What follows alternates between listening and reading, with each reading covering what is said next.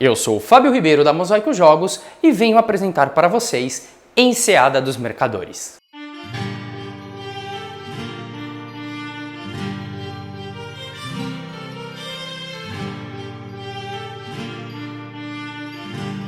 Bem-vindo ao posto de comércio mais famoso dos 5 reinos, onde os aventureiros dos mares chegam de suas jornadas e precisam escolher onde gastar suas fortunas.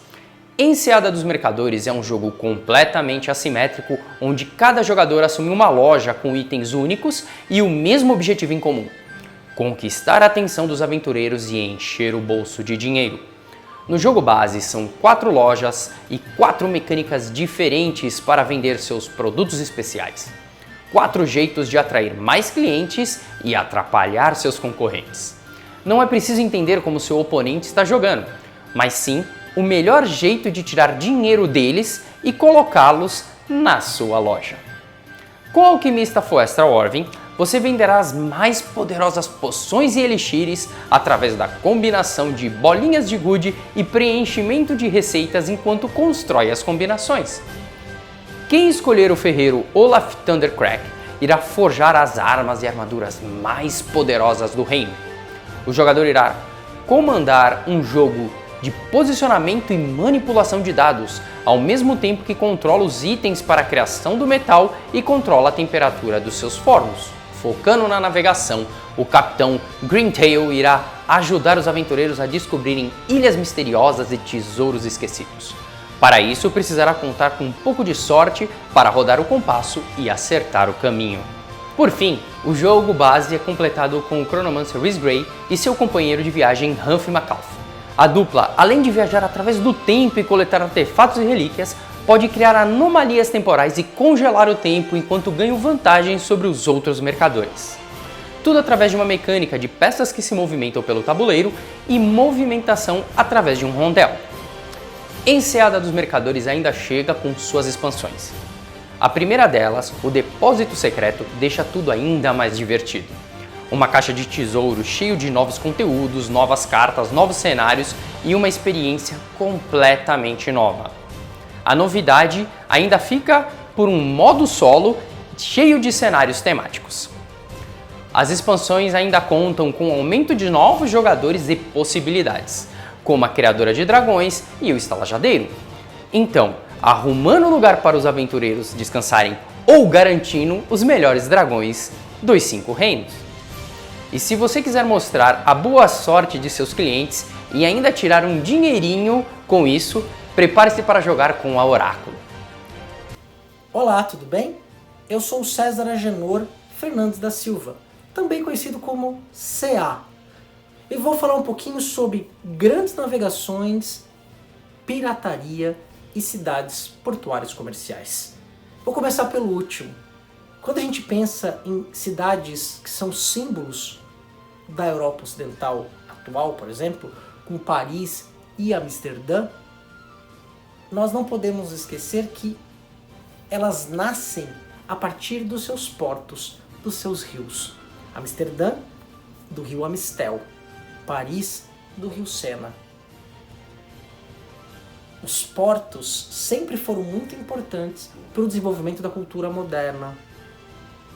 Eram de lá que os homens se lançavam ao mar para pescar em mares distantes, para ir à guerra, para fazer expedição, para expandir a fé. Quando a gente pensa nas grandes navegações, a gente pode falar que é um fenômeno que começa no final do século XIV, se estende pelo século XV e encontra o seu auge a partir do século XVI. A gente sempre coloca ali a questão dos europeus, espanhóis e portugueses no primeiro momento, e depois outros estados, outros povos europeus, como ingleses e franceses. Os espanhóis e portugueses partem na frente nessas navegações. Primeiro, costeando a África, estabelecendo entrepostos comerciais importantíssimos. Os portugueses, por exemplo, passam a colonizar ilhas do Atlântico africano e começam, por exemplo, a plantar cana-de-açúcar. Obviamente que desperta a nossa imaginação a questão da pirataria. Os piratas Você já reparou uma coisa? Já ouviu falar de pirata português? Ou de pirata espanhol? Nós conhecemos nomes na história de corsários e depois de piratas ingleses e franceses. Mas espanhol e português não. Por quê? Olha que coisa interessante. Portugueses e espanhóis, como eu já disse, partiram na frente. Começaram a estabelecer um domínio sobre as Américas, um domínio comercial, estabelecendo, por exemplo, na América Espanhola, portos importantes de escoamento para a chegada na Espanha desses produtos, especialmente o ouro e a prata, os produtos da América, especiarias vindas do Oriente, já que dominavam esse comércio, tanto espanhóis quanto portugueses. Já os ingleses e os franceses partiram depois nessa corrida.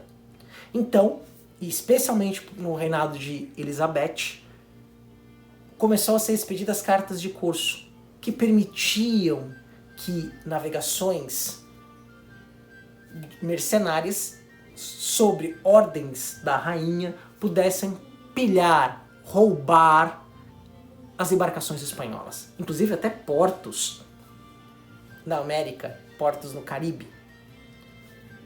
Então você parece estabelecer inicialmente uma tropa mercenária composta pelos corsários, que tinham inclusive recrutamento de marinheiros obrigatório.